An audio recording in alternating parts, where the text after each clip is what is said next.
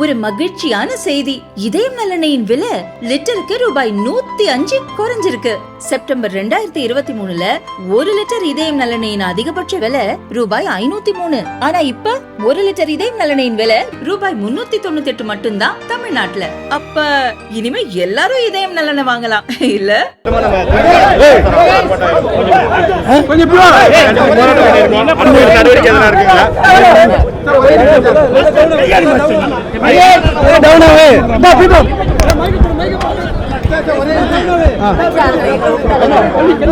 ஆளுநருடைய நேற்றைய நடவடிக்கையை குறித்து திராவிட முன்னேற்ற கழகம் தமிழ்நாடு பூராவும் இந்த ஆர்ப்பாட்ட கண்டன குரலை எழுப்பியிருக்கிறது.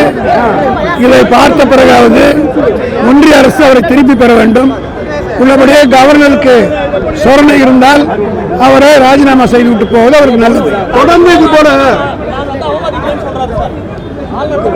தப்பு செய்து யாராவது ஒத்துக்கிட்டு இருக்காங்களா? திருநவன் யாராவது நான் திருடிட்டு தான் ஒத்துக்கிறானா? கேஸ் நடத்தி தண்டனை கொடுக்கறது தான்.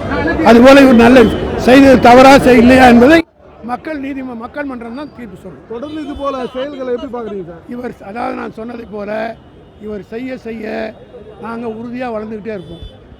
எங்களுக்கு இவரால் எந்த விதமான எங்களை அழிச்சிட முடியாது. யாரோ முயற்சி பண்ணாங்க, முடியல. ஒரு கவர்னரால் திமுகவை அடக்கிவிட முடியும் என்றால் நிச்சயமாக அப்படி ஒரு முயற்சியில் யாராவது கருதுவார்கள். அது வந்து முட்டாள்தனமானது.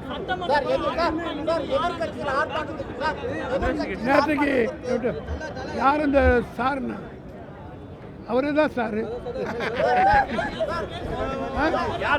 யார் சொல்றாங்களோ அவங்க எல்லாம் அந்த சார்.